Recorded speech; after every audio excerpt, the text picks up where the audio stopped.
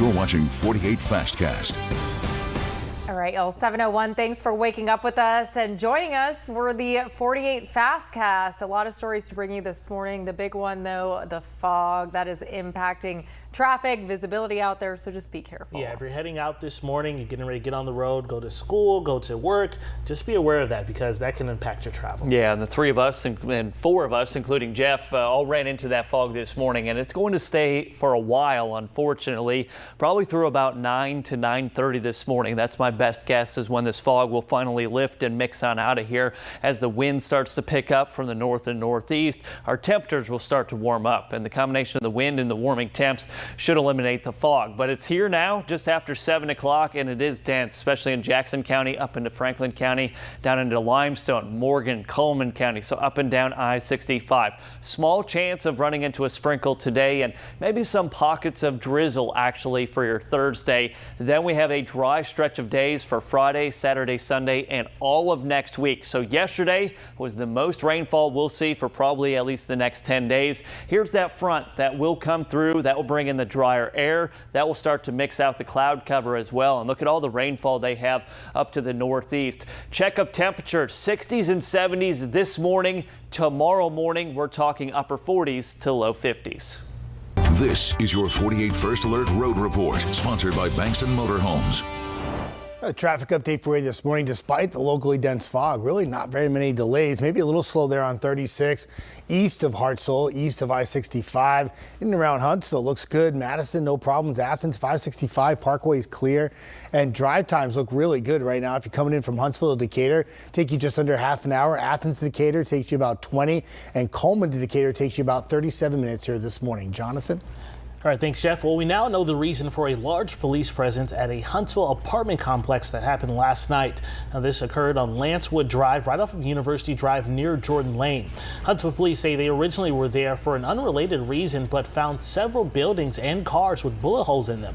You can see some of the shell casings that were on your screen right now they found on the ground.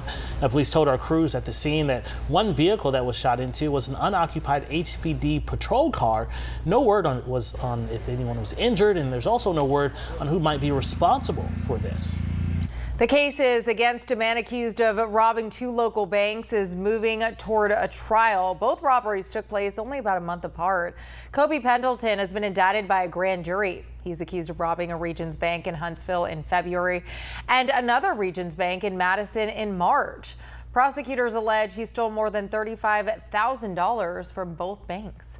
Now to a story you saw first on 48. A former pastor at the now shuttered All Nations Worship Assembly in Huntsville is pleading guilty to federal wire fraud charges and lying to the IRS. Now, this is video of Adrian Davis we shot back in 2019 during a gift card giveaway. Now he's accused of embezzling about $500,000 from his congregation from 2018 to 2020. Court records allege Davis used the money to pay off credit card debt, which came from buying luxury cars, jewelry, and other items. He also bought 2 cars and paid off his mother's mortgage.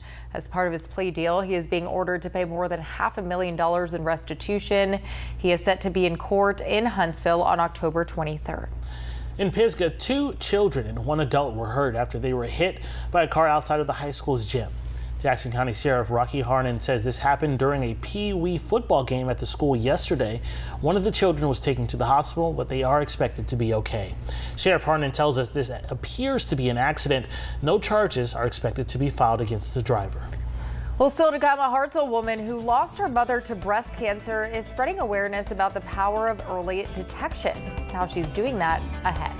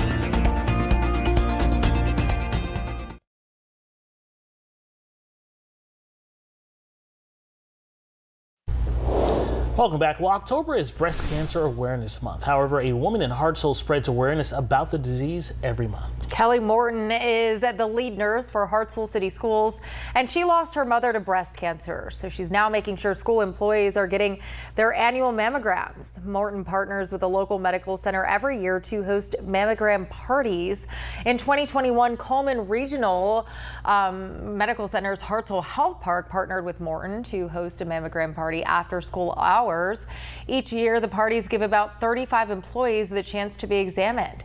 She says these were essentially removing any barriers that may prevent someone from getting a mammogram. Morton says her mom may still be alive today if she had caught her cancer earlier. She says every year she has the chance to talk to employees about why they'd avoided getting their mammograms in the past. There was some of that, like I kind of was afraid of what it was going to be like. And so just to be able to kind of sit alongside them and talk to them about it and hear their stories, and some of the ones that had not had it, they had family history. And so, you know, I think it was eye-opening for me to hear that there are people, even when they have that history, they just need somebody to kind of hold their hand a little bit and be like, look, we can do this.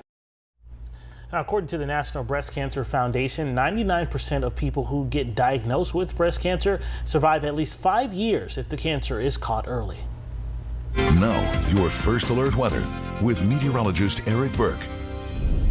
Foggy start this morning with warm temperatures in the mid 60s to low 70s. Our warm up today, not all that impressive. It's a combination of things. The cloud cover we'll have this morning that starts to break up by the afternoon, and also the direction of the wind out of the north and northeast. It's what happens overnight into tomorrow morning. This might come as a shock to some of you, but tomorrow morning we're talking about morning temps in the upper 40s to low 50s, maybe a few mid 50s sprinkled in, but it will still be breezy tomorrow morning too.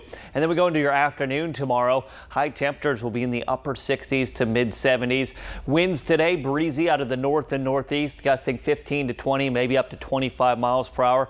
Fly HSV Delta Cam Gunnersville. Very foggy. Fog will stay with us this morning, probably through about 9:30. Very gradual warm up coming overnight tonight. Again, jackets probably a good idea when heading out to work or school on Thursday morning. The rest of your 10-day forecast.